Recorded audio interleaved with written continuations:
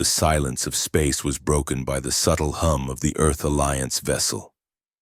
Defiant. Captain Liana Ward stood on the command bridge, her eyes fixed on the vast emptiness that surrounded them.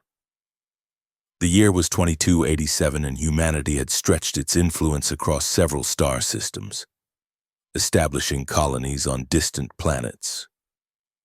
The Earth system had developed from a single-planet civilization to a multi-planetary society, with outposts and stations scattered throughout their local sector of the galaxy. Liana's piercing blue eyes reflected the stars outside the viewport. Her dark hair was tied back in a neat bun, and her uniform bore the insignia of the Earth Alliance, a symbol of humanity's unity in space. At 42, she had spent most of her adult life in service, rising through the ranks with a combination of tactical brilliance and unwavering determination. Now, she commanded a small fleet of Earth's finest ships, a responsibility she carried with both pride and caution. A captain, called Lieutenant Jason Calloway from his station. Long-range sensors are picking up something unusual at the edge of our solar system. Liana turned, her expression instantly alert. Define unusual, Lieutenant. Jason, a man in his early 30s with a nervous disposition but a brilliant analytical mind, adjusted his glasses as he studied the readings. It's massive, Captain. Larger than anything we've ever encountered. And it's not broadcasting any known identification signals. Liana moved to his station, examining the data herself. Her brow furrowed as she processed what she was seeing. How long until it reaches our outer defense perimeter? At current speed, approximately 6 hours, Captain. Liana straightened, her decision made in an instant. Alert all ships in the fleet. I want everyone at battle stations, and contact Earth Command immediately.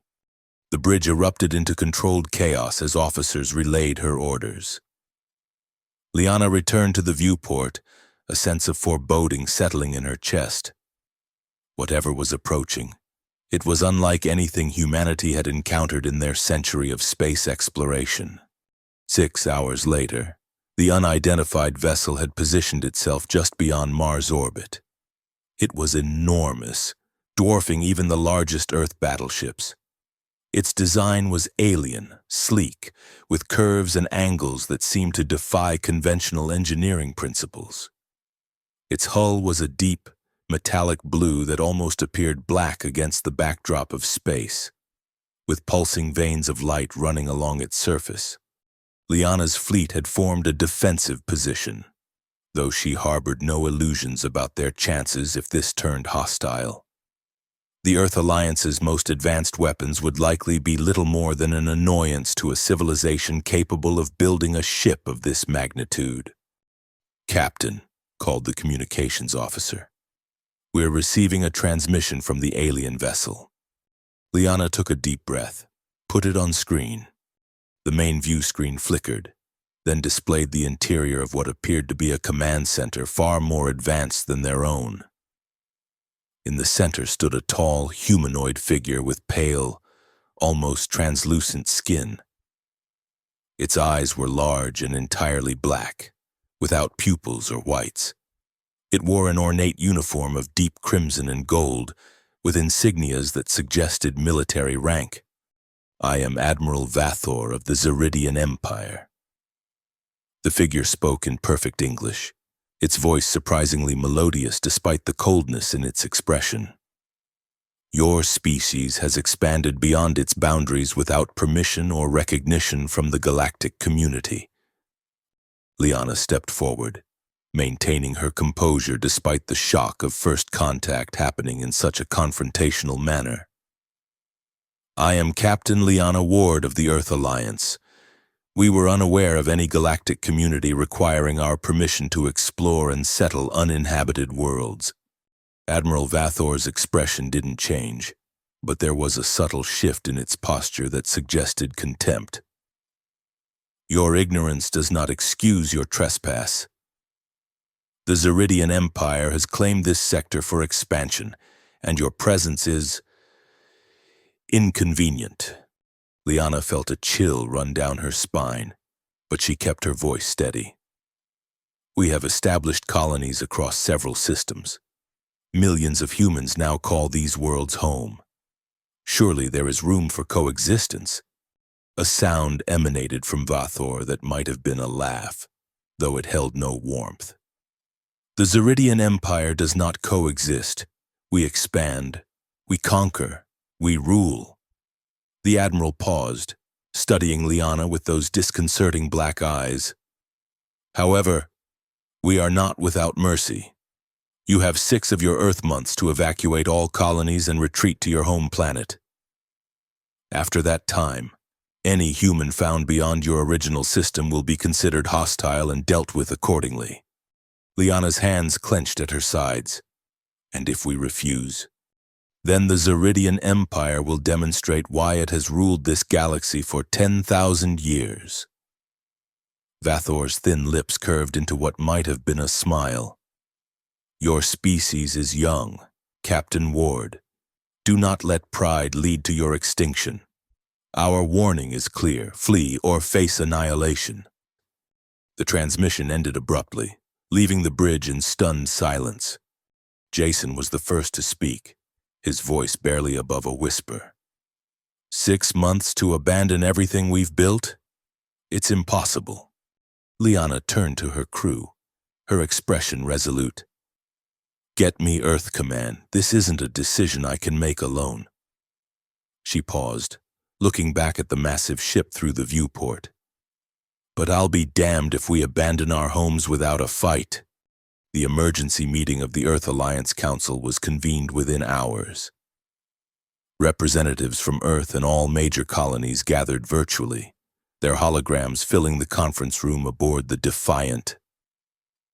The recording of the exchange with Admiral Vathor had been shared, and the atmosphere was tense with fear and indignation. This is outrageous, exclaimed the representative from the Proxima Centauri colony, a man whose family had been among the first to settle the distant world. They can't simply demand we abandon our homes. They can if they have the firepower to back it up, countered the Earth Defense Minister, a pragmatic woman who had spent decades building up humanity's military capabilities. And from the preliminary analysis of their ship, they do. Liana stood silently, listening to the arguments that erupted. Evacuation versus resistance, diplomacy versus preparation for war. The room was divided, each representative weighing the lives of their people against the prospect of surrendering everything they had built. Finally, the president of the Earth Alliance, an elderly man who had seen humanity through its most significant period of expansion, raised his hand for silence. The question before us is not whether we can defeat this Zeridian Empire. The question is whether we can afford not to try. He looked at each representative in turn. I will not be the leader who orders humanity to cower in fear. We will use these 6 months not to evacuate, but to prepare. A murmur of approval rippled through the room, but Liana noticed the flicker of fear that crossed several faces. Brave words were one thing. Facing an enemy with vastly superior technology was another entirely. Captain Ward, the president addressed her directly. You had first contact with these Zeridians. What is your assessment? Liana chose her words carefully. They're confident, to the point of arrogance. They clearly don't view us as a serious threat, which might give us an advantage. But their technology. She shook her head. It's beyond anything we've developed. If we're going to stand a chance, we need to be innovative, unpredictable. The defense minister nodded. Captain Ward is right. Conventional warfare won't work against an enemy this advanced. We need new strategies, new technologies. And we need unity, added Liana. Every colony, every outpost, every ship. If we're going to face this threat, we do it together. The president's expression was grim but determined. Then it's settled. We prepare for war. He turned to Liana. Captain Ward, I'm promoting you to Admiral. You'll coordinate our military response. Choose your team. Requisition whatever resources you need. The future of humanity rests on your shoulders. Liana felt the weight of those words as the meeting concluded. Outside the conference room, Jason waited, his face pale. So, he asked, are we running or fighting? Liana's expression was resolute. We're fighting, Lieutenant, and we're going to need every advantage we can get. She started walking toward the bridge, her mind already racing with plans. Contact Dr. Emily Sang. If anyone can develop technology to give us an edge, it's her. Jason nodded, falling into step beside her. And the Zeridians? What if they don't wait 6 months? Then we'll face them with whatever we have, Liana replied, her voice steady despite the knot of fear in her stomach. But I don't think they will. That ultimatum wasn't just a threat. It was a demonstration of power. They're so confident in their superiority that they don't believe they need to rush. Her eyes hardened. And that's exactly the kind of arrogance we can use against them. As Liana had predicted, the Zeridian ship withdrew after delivering its ultimatum, leaving humanity to its preparations or its evacuation plans. But Admiral Vathor had made one critical mistake. He had underestimated humanity's resilience and their unwillingness to surrender what they had fought so hard to build. The next 6 months saw the greatest mobilization of human resources in history. Colonial mining operations were redirected to extract materials for warship construction. Research facilities worked around the clock to develop new weapons and defense systems. Civilian ships were retrofitted with basic weapons, creating an impromptu militia fleet. At the center of this storm of activity was Dr. Emily Sang, a brilliant physicist whose theories on subspace manipulation had been dismissed as too radical by the scientific community. Now, with the fate of humanity hanging in the balance, her ideas were given the funding and attention they deserved. The Zeridians' technology operates on principles we're only beginning to understand. She explained to Liana during a briefing 3 months into their preparation. Emily was a small woman with an intense gaze and hands that never seemed to stop moving, as if physically grasping at the concepts in her mind. But I believe they're using a form of quantum entanglement for their weapons systems. It's how they can achieve such power without the energy signatures we'd expect. Liana studied the holographic models floating above the conference table. And you think you can replicate this technology? Emily shook her head. Not replicate exactly, but I can develop something that might disrupt it. Her eyes gleamed with excitement despite the dark circles beneath them that spoke of sleepless nights. A quantum destabilizer. It won't match their firepower, but it might level the playing field enough to give us a fighting chance. How soon can you have a prototype? Liana asked. 2 months, maybe less if I push my team harder. Liana placed a hand on Emily's shoulder. Do it. But don't burn yourself out. We need that brilliant mind of yours functioning at full capacity when the Zeridians return. As Emily returned to her laboratory, Liana was joined by Jason, now promoted to commander. The colonial fleets are coming together, he reported. But we're still outnumbered and outgunned, even with every ship we can muster. Then we'll have to be smarter, Liana replied. Conventional tactics won't work against an enemy like this. We need to be unpredictable. Use our knowledge of local space to our advantage. She pulled up a star chart, highlighting several regions. Asteroid fields, nebulae, the gravitational wells near gas giants. These are all environments we understand better than they do. We'll use them as our battlegrounds. Jason nodded, though his expression remained doubtful. And if that's not enough, Liana met his gaze steadily.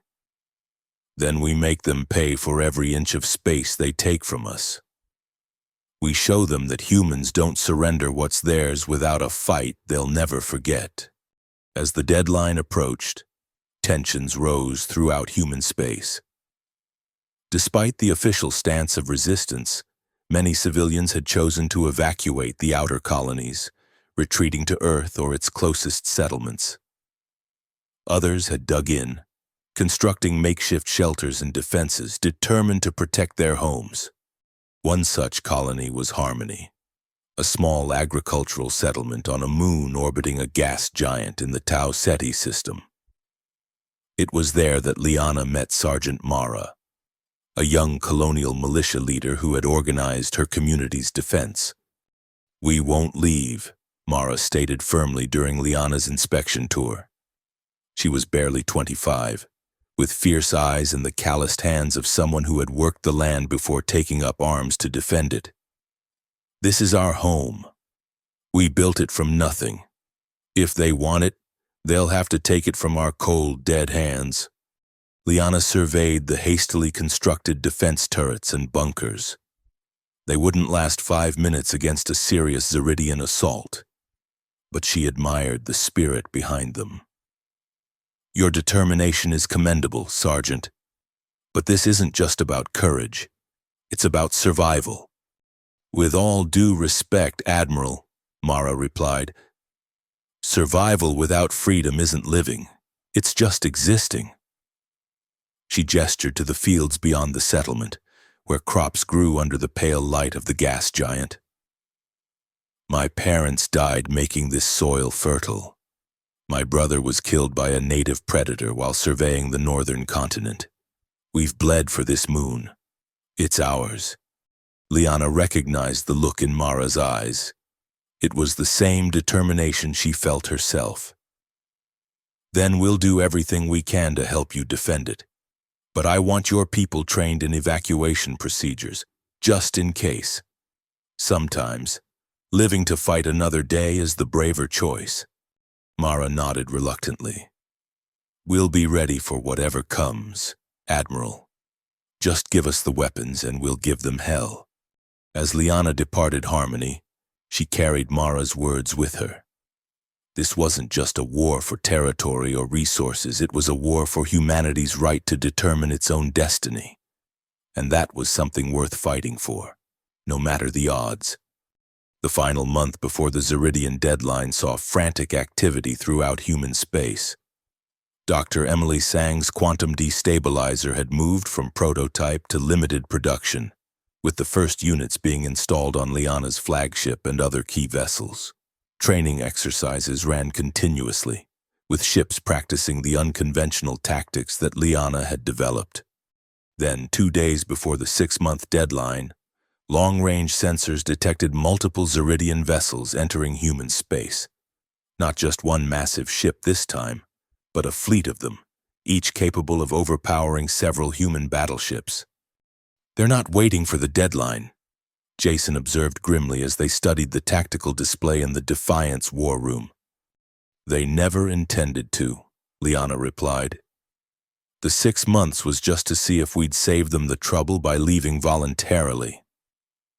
She zoomed in on the lead ship, recognizing its distinctive profile. "That's Vathor's vessel. He's leading the assault personally." "Arrogance?" Jason suggested. "Confidence," Liana corrected. "And why wouldn't he be confident? By every conventional measure, this shouldn't even be a battle, it should be a slaughter."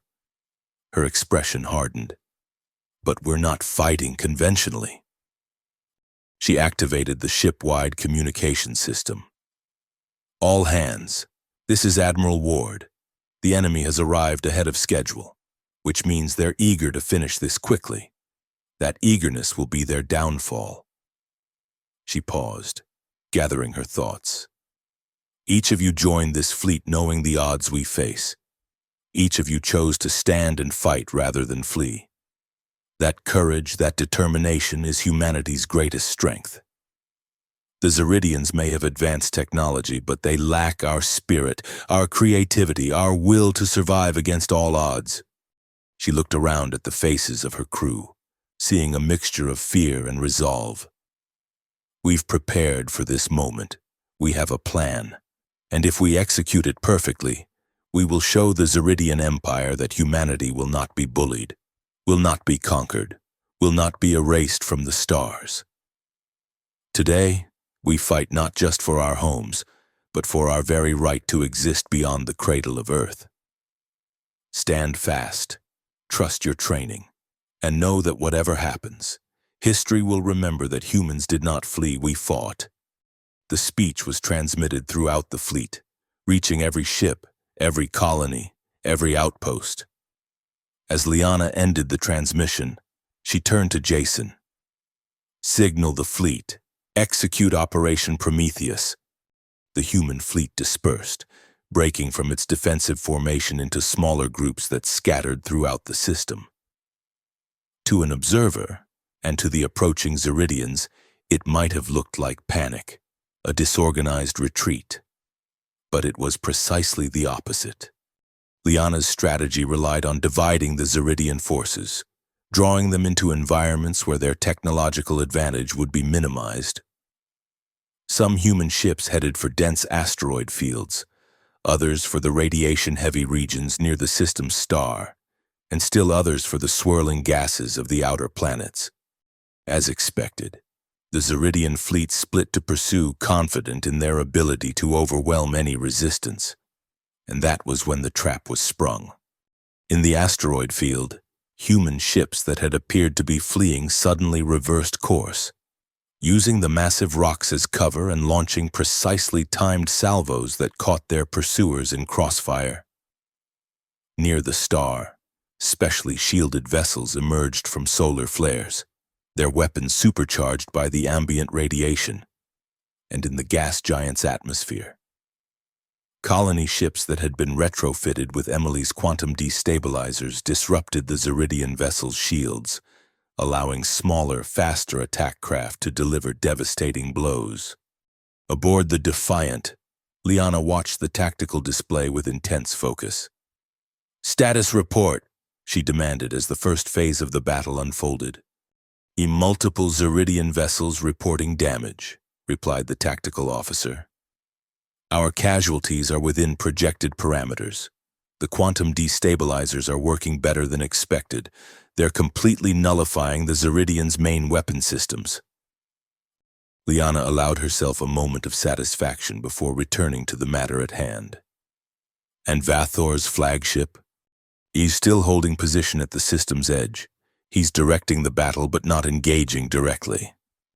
"That will change," Liana murmured. "Once he realizes this isn't going according to plan, he'll want to take control personally." She turned to Jason. "Prepare Phase 2. I want every ship in position when Vathor makes his move." The battle raged for hours, with neither side gaining a decisive advantage. The humans' guerrilla tactics were proving effective, but the Zeridians' superior numbers and technology meant they could absorb losses that would be catastrophic for the Earth fleet. Then, as Liana had predicted, Admiral Vathor's massive flagship began to move, heading directly toward the heart of the system and Earth itself. "He's going for a decapitation strike," Liana observed. "If he can't crush our resistance quickly, he'll try to force our surrender by threatening our homeworld." She straightened in her command chair. "Signal all ships. Execute Phase 2. Throughout the system, human vessels disengaged from their individual battles and began converging on a predetermined point, directly in the path of Vathor's approaching flagship. It was a desperate move, concentrating their forces against the most powerful enemy vessel while leaving the other Zeridian ships temporarily unopposed. "He'll see this as a direct challenge," Jason warned. "We're putting all our eggs in one basket." "Good," Liana replied, "when his pride won't let him ignore a challenge, and pride makes people careless." She activated a secure channel. "Dr. Sang, are you ready?" Emily's voice came through, tense but confident. "The enhanced destabilizer is online, Admiral. But we'll need to get much closer than we planned. The flagship's shields are significantly stronger than their other vessels. Understood. We'll get you close. Liana turned to her helm officer. Set a direct course for Vathor's flagship. Maximum speed. The Defiant surged forward, leading the assembled human fleet toward what appeared to be certain destruction. The Zeridian flagship loomed larger on the view screen, its weapons ports glowing with energy as they prepared to fire.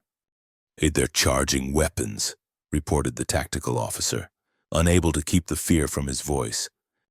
"Hold course," Liana commanded. "All ships maintain formation. Activate destabilizers on my mark." The distance closed rapidly. The Zeridian flagship fired, a beam of searing energy that split the darkness of space, but instead of striking the Defiant, it struck an asteroid that had been carefully positioned in its path, vaporizing the massive rock instantly. "Now," Liana ordered. Throughout the human fleet, quantum destabilizers activated simultaneously, their combined effect creating a ripple in subspace that washed over the Zeridian flagship. For a moment, nothing seemed to happen. Then, the pulsing lights along the alien vessel's hull flickered and dimmed. "Their primary systems are destabilizing," Emily reported excitedly. "Shields are down to 30%. Weapon systems are fluctuating. All ships concentrate fire on their weapons emplacements," Liana commanded. "Attack pattern Omega." The human fleet executed a complex maneuver, splitting into 3 groups that approached the Zeridian flagship from different angles. Their combined firepower, while still inferior to the alien vessel's capabilities, was now focused on specific vulnerabilities exposed by the destabilizer effect. On the Defiant's view screen, explosions bloomed along the Zeridian flagship's hull as human weapons found their marks. But the massive vessel was far from defeated. It returned fire, its secondary weapon system still operational despite the destabilizer's effects. 2 human cruisers vanished in balls of flame. A third spun out of control, its engines destroyed. The Defiant itself shuddered as a glancing blow from a Zeridian weapon scored along its hull. "Damage report," Liana called over the blaring alarms. "A hull breach on decks 3 through 5. Emergency force fields holding.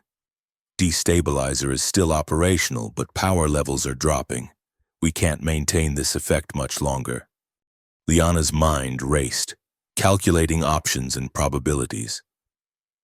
They had hurt the Zeridian flagship, but not enough to disable it completely. And once the destabilizer effect faded, they would be at the mercy of its fully restored weapons. "Admiral," Emily's voice came through, strained but determined. "I've been analyzing their shield modulations. There's a pattern, a vulnerability. If we could deliver a concentrated burst of energy at precisely the right frequency and location, we might be able to trigger a cascade failure in their main power core." "What kind of burst are we talking about?" Liana asked. There was a moment of hesitation before Emily answered. "The kind that would require detonating a ship's antimatter core. Specifically, detonating it after it's already inside their shields." The implications were clear. Someone would have to pilot a ship directly into the Zeridian flagship on what would essentially be a suicide mission. Liana closed her eyes briefly, the weight of command never heavier than in this moment. "How certain are you this would work, Doctor?" 87% certainty based on what we know of their technology, and it's our best chance. Admiral. Liana nodded. "Prepare the calculations. I'll pilot the ship myself." Jason stepped forward, alarm clear on his face. "Admiral, with all due respect, this isn't up for debate, Commander." Liana cut him off. "I won't order someone to sacrifice themselves if I'm not willing to do the same." She turned to her second in command. "You'll take command of the fleet. If this works, you'll need to press the advantage immediately. If it doesn't..." She left the sentence unfinished. There has to be another way, Jason insisted. If you can think of one in the next 5 minutes, I'm all ears, Liana replied, her tone softening slightly. But we're running out of time and options. Before Jason could respond, a new voice cut through the communication channel. Admiral Ward, this is Sergeant Mara from Harmony Colony. Liana frowned in confusion. Sergeant, what are you doing on this channel? I've commandeered a mining vessel, ma'am. It's small enough to evade detection and fast enough to reach the target. And it has an antimatter core for deep space operations. Mara's voice was steady, resolute. I heard Dr. Sang's plan. Let me do this. Absolutely not, Liana replied immediately. Return to your post, Sergeant. With respect, Admiral, I'm already on approach, and my ship is better suited for this mission than anything in your fleet. There was a pause. You said it yourself when you visited Harmony. Sometimes the bravest choice is living to fight another day. The Earth Alliance needs you to fight tomorrow. Admiral, let me fight today. Liana stared at the tactical display, where a small dot, Mara's mining vessel, was indeed approaching the Zeridian flagship from a vector that had kept it hidden until now. Sergeant, Liana began, but Mara interrupted. My parents died making Harmony's soil fertile. My brother died protecting our colony. I'm not afraid to die protecting all our colonies. Her voice softened. Please, Admiral, let me do this for humanity. Liana closed her eyes, a war raging within her between duty and humanity. Finally, she spoke. Dr. Sang, transmit the calculations to Sergeant Mara's vessel. Sergeant, thank you. Honor and duty, Admiral, Mara replied simply. On the tactical display, the small dot that represented Mara's mining vessel accelerated toward the Zeridian flagship. The massive alien ship, its attention focused on the main human fleet, didn't react immediately to the approaching mining vessel. All ships prepare to withdraw to minimum safe distance, Liana ordered, her voice tight with emotion. But maintain weapons lock on the flagship. We'll need to strike immediately after detonation. The human fleet began pulling back, still exchanging fire with the Zeridian vessels but creating distance from the impending explosion. On the view screen, Mara's ship was now visible, a tiny speck against the enormous bulk of the alien flagship. Sergeant Mara is approaching the shield perimeter, reported the tactical officer. The Zeridians have detected her. They're attempting to target her vessel. Divert all available fire to provide cover, Liana commanded. To give her every second we can.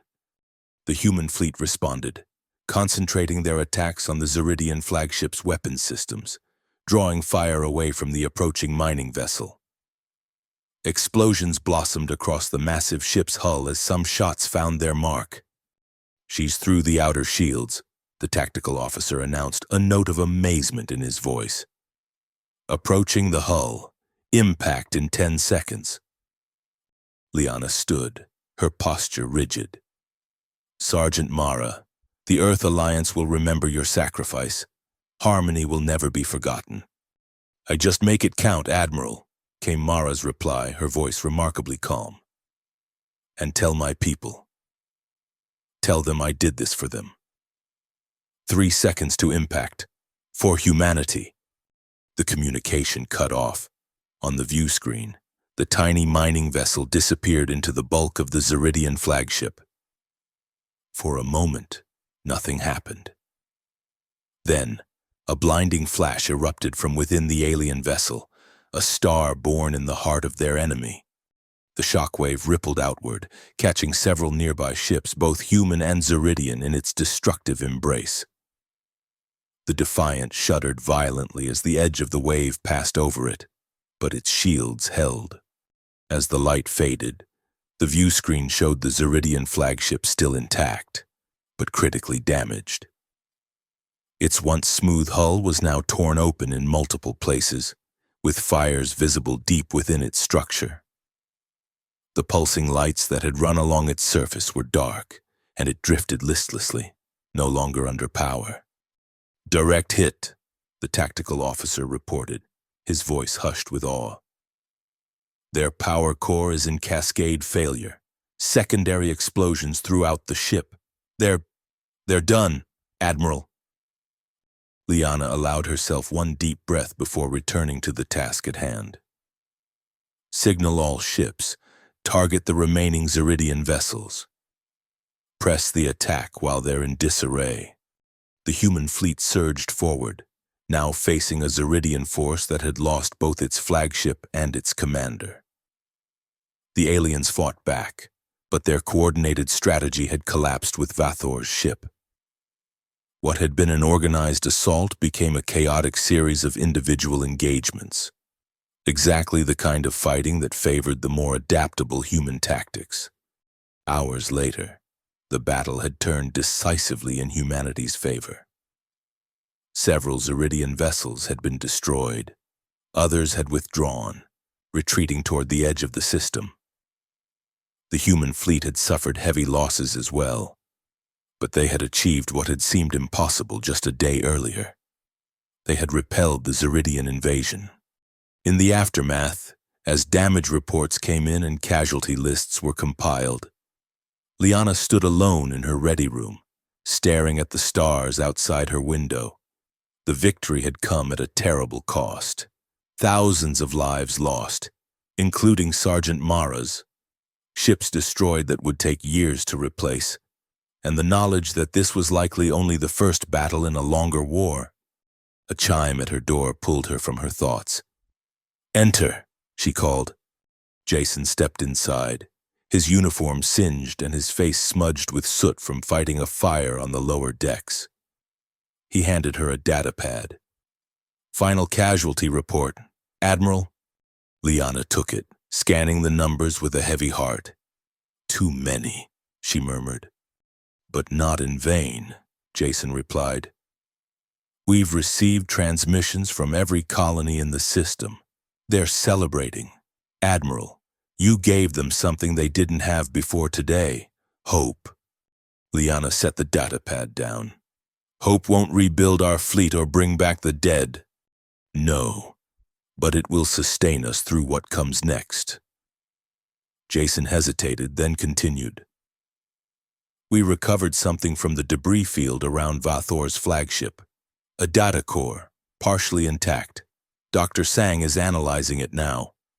But preliminary findings suggest it contains tactical information about the Zeridian Empire, fleet deployments, base locations, perhaps even weaknesses we can exploit." For the first time since the battle ended, Liana felt a spark of genuine optimism. So Mara's sacrifice might give us more than just a temporary reprieve. It might give us a fighting chance in the war to come. Jason agreed. The Zeridians will be back, and in greater numbers. But they'll return to a humanity that knows it can win, that has tasted victory against supposedly insurmountable odds. Liana nodded, straightening her shoulders as she turned from the window. "Then we'd better make the most of this time. Contact Earth Command. I want to address the Council personally." Her expression hardened with determination. "The Zeridians told us to flee. Instead, we fought. And now, we prepare not just to defend, but to take the fight to them.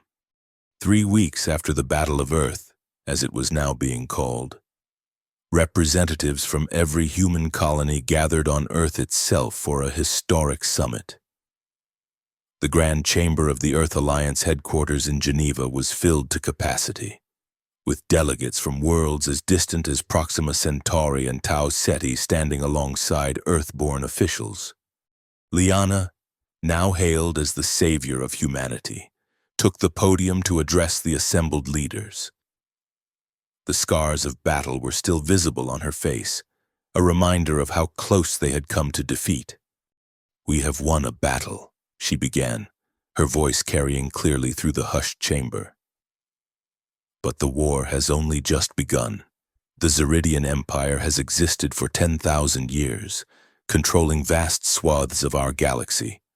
They will not accept this defeat lightly. She activated a holographic display, showing the information recovered from Vathor's flagship. Thanks to the bravery of Sergeant Mara and countless others who gave their lives, we now have valuable intelligence about our enemy.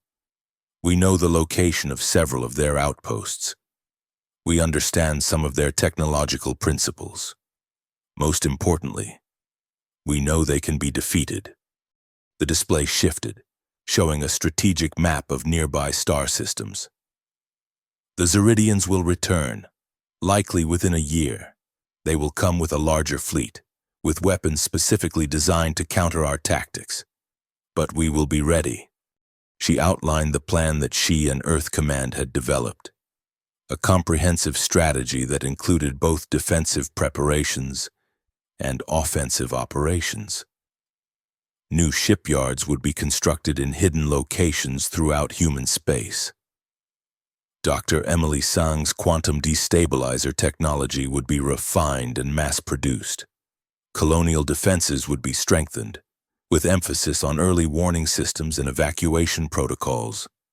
But perhaps most boldly, Liana proposed a series of preemptive strikes against Zeridian outposts on the fringes of their empire. Hit-and-run operations designed to gather more intelligence and disrupt their ability to mount another full-scale invasion. We cannot wait for them to come to us again, she explained. We must show the Zeridian Empire that humanity is not merely an inconvenience to be swept aside, but a force to be reckoned with. We must demonstrate that our warning is equally clear. We will not flee, we will fight, and we will prevail. The chamber erupted in applause, the delegates rising to their feet in a show of unity that transcended planetary boundaries. In that moment, humanity stood together as never before, bound by a common threat and a shared determination to survive. As the summit concluded, Liana found herself approached by a young woman who bore a striking resemblance to Sergeant Mara. "Admiral Ward," the woman said, extending her hand. "I'm Kira, Mara's sister. I wanted to thank you personally for honoring my sister's memory." Liana took Kira's hand, emotion welling up unexpectedly. "Your sister saved us all. Her courage will never be forgotten." Kira nodded, her eyes bright with unshed tears. She always said that harmony was worth dying for. I didn't understand until now that she meant more than just our colony. She meant the harmony between all human worlds, the future we're building together. She straightened, a familiar determination in her posture. "I've enlisted in the Alliance fleet. I want to continue what she started." Liana studied the young woman, seeing in her the same fire that had burned in Mara. "Your sister would be proud. And we need people like you, people who understand what we're fighting for." As Kira departed, Liana was joined by Jason and Emily, both now key members of her war council. "The delegates have unanimously approved your plan," Jason reported. "Construction begins immediately on the new fleet, and my team has already made significant improvements to the destabilizer technology," added Emily. "The next version will be more powerful and require less energy to operate." Liana nodded, watching as the delegates filed out of the chamber, returning to their respective worlds to begin preparations. "Then we have work to do. The Zeridians gave us 6 months to flee. Let's make sure that when they return, they regret not taking their own advice." In the months that followed, humanity transformed itself from a loose confederation of colonies into a unified force dedicated to survival. New ships were launched, incorporating both recovered Zeridian technology and innovative human designs. Colonial defenses were strengthened, with every settlement developing contingency plans for both resistance and evacuation, and true to Liana's strategy, small elite teams began venturing into Zeridian territory, targeting isolated outposts and gathering intelligence that would prove invaluable in the coming conflict. These operations, while dangerous, boosted morale throughout human space and provided crucial insights into their enemies' capabilities and weaknesses. 1 year after the Battle of Earth, long-range sensors detected a massive Zeridian fleet approaching human space, 3 times the size of the force that Admiral Vathor had led. But this time, humanity was ready. This time, they had weapons specifically designed to combat Zeridian technology. This time, they had a united fleet operating under a cohesive strategy. And this time, they had something the Zeridians still lacked. The understanding that this wasn't just a war for territory or resources. It was a war for existence itself, for the right of a species to determine its own destiny among the stars.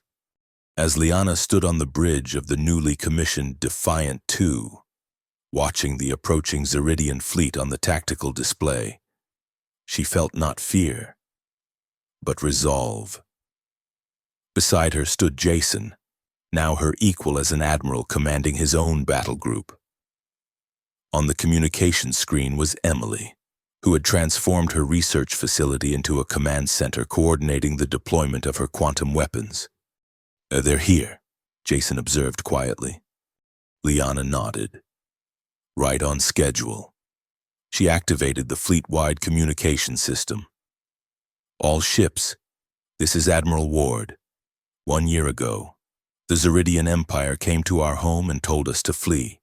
Today, they returned to find us still here, still standing, still free." She paused, looking at the faces of her crew, men and women who had trained relentlessly for this moment. "They believed us weak because we are young. They thought us easy prey because we lacked their ancient technology.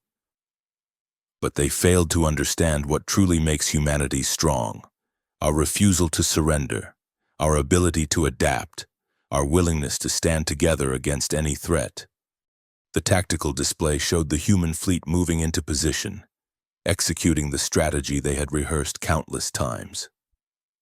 Colony defense systems came online, hidden weapon platforms activated. Every aspect of their plan unfolding with precision born of preparation and purpose.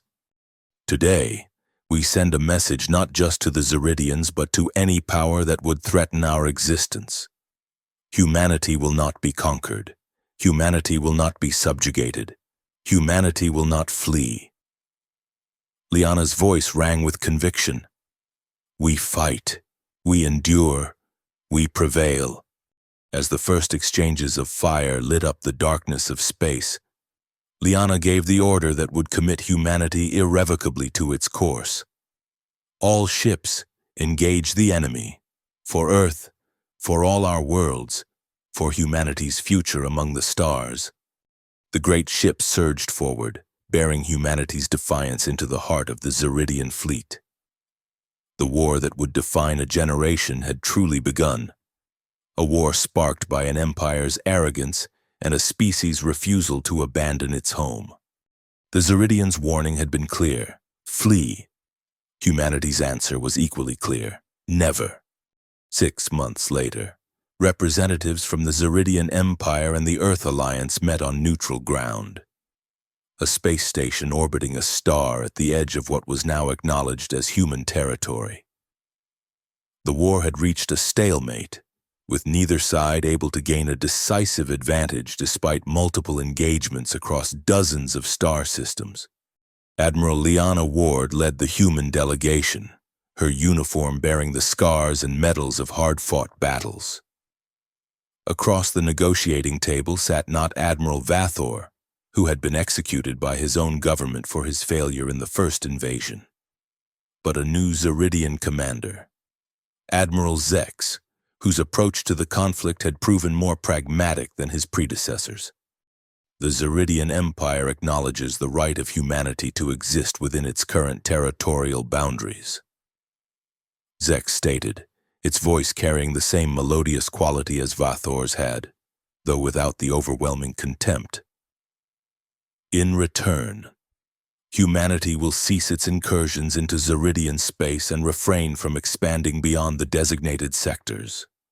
Liana studied the alien commander, noting the subtle differences in its bearing compared to Vathor, where Vathor had radiated arrogance. Zek's projected calculation, a dangerous opponent in its own way, but one capable of recognizing reality. The Earth Alliance accepts these terms, Liana replied, with the addition that any future disputes will be resolved through diplomatic channels rather than military action. Zek's black eyes regarded her impassively. Agreed, though I must convey the Supreme Council's warning. This concession is unprecedented in Zeridian history. Do not mistake it for weakness or a permanent arrangement. The Empire has existed for 10 millennia. It can afford to be patient. Liana nodded, understanding the implicit threat. And humanity has existed for hundreds of thousands of years.